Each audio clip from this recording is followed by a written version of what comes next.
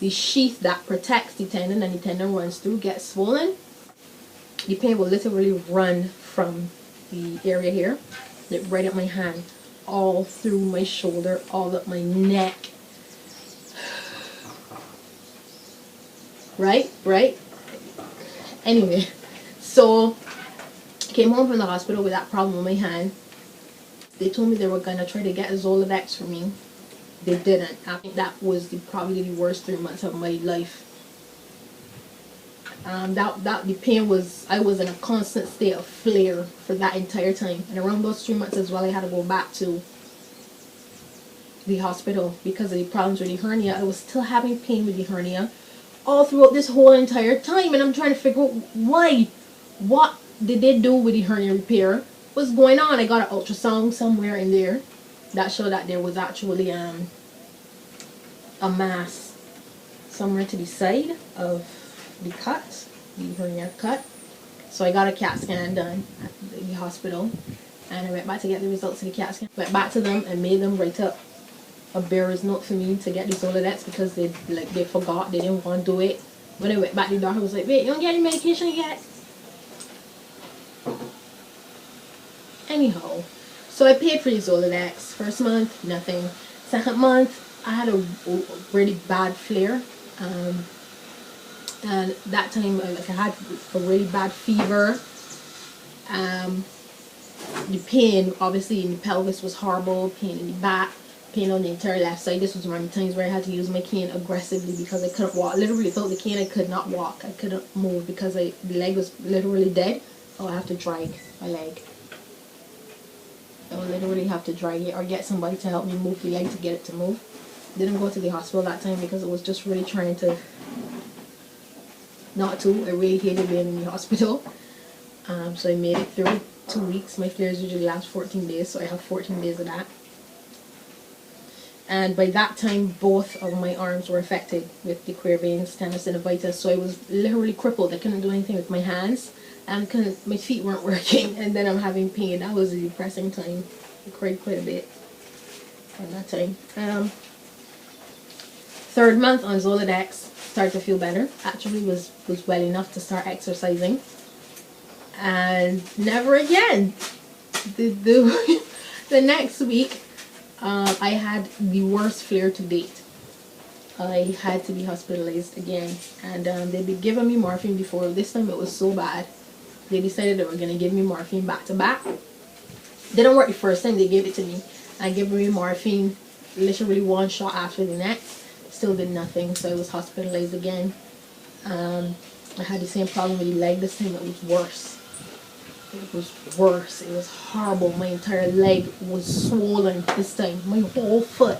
Not just my foot, like by the toes up my entire calf was swollen. My foot felt like somebody had dropped lead in it.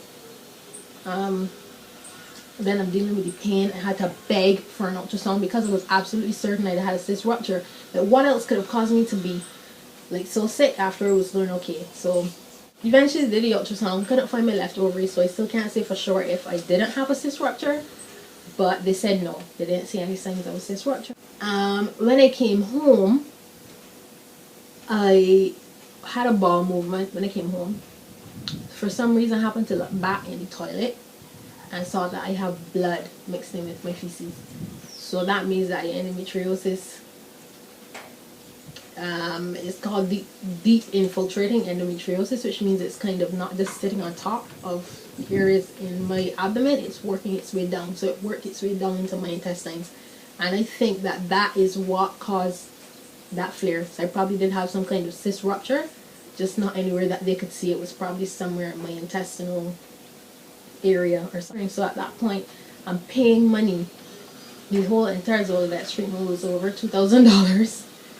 And for this horrible injection, the needle for the Zoladex injection, it is so big you literally see the hole in your stomach. It's not a normal, because the Zoladex is not like a liquid medication that you would usually get. It's actually an implant that goes under the skin, so the needle's a bit bigger. So I'm enjoying that kind of pain month on end to find out that my body once again is rejecting the medication, and that was on the 4th month of Zoladex. So I wasn't treated really well that time in the hospital. Nobody was paying me any attention. Please explain to me why my left leg is dead. Why is my left leg dead and swollen? Some doctors pretended they didn't see the swelling. Others just gave me it's just the endometriosis. How many people have you heard of with endometriosis that had a limb go completely dead and swollen, fevered, and all kind of crazy stuff, and they're not doing anything? They didn't do an ultrasound. I mean, they barely even look at the leg. Like, anyway, moving on. So they told me to continue with the Zoladex, which I took the last shot. It didn't really do anything. And then I was going to have the surgery. All that time I was talking to my doctor about having the surgery. He keep telling me to try this and try that and whatever other thing.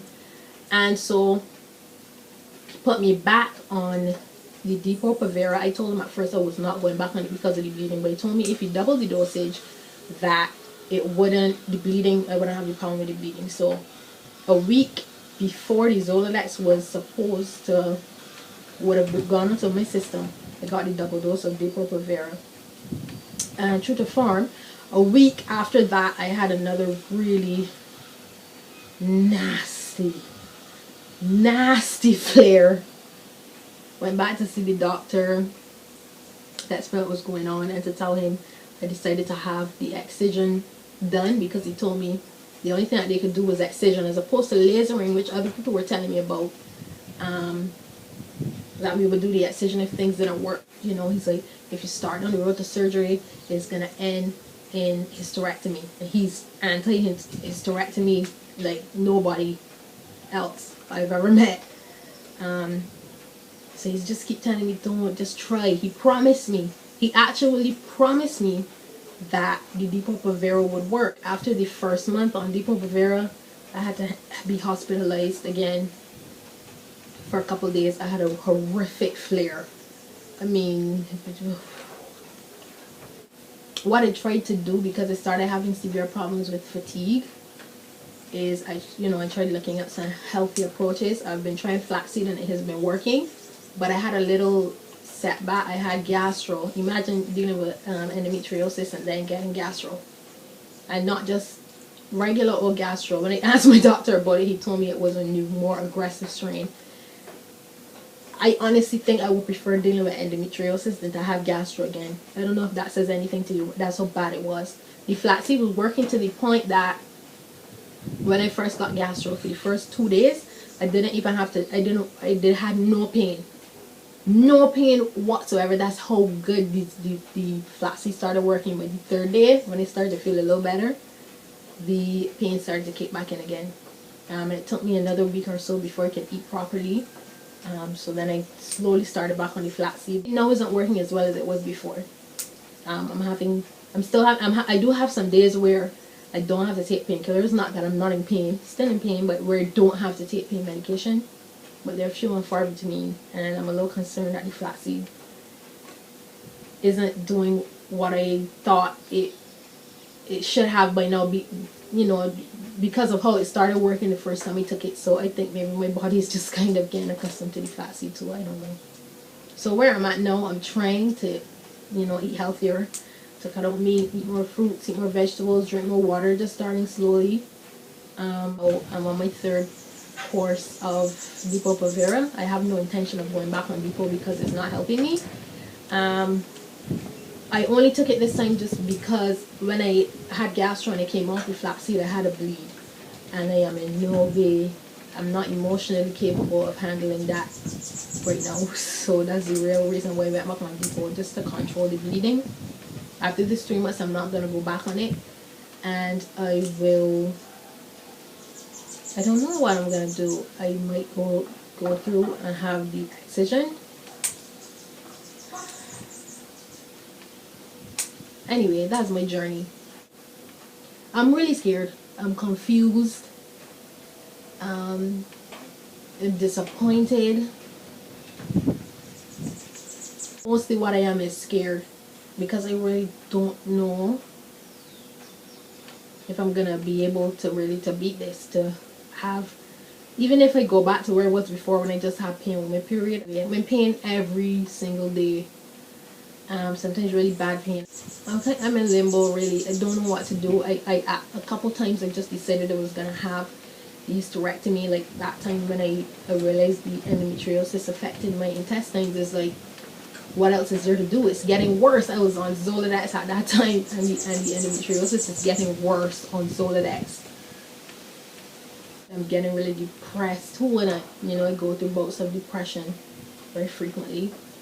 Today is one of those days. I missed convention today. I don't really know what to do from here. I mean, I wish I could, at the end of this video, would be really positive, and so this is what I'm gonna do when something's helping, but unfortunately for me, that's not it right now. I just kind of have to struggle a little bit more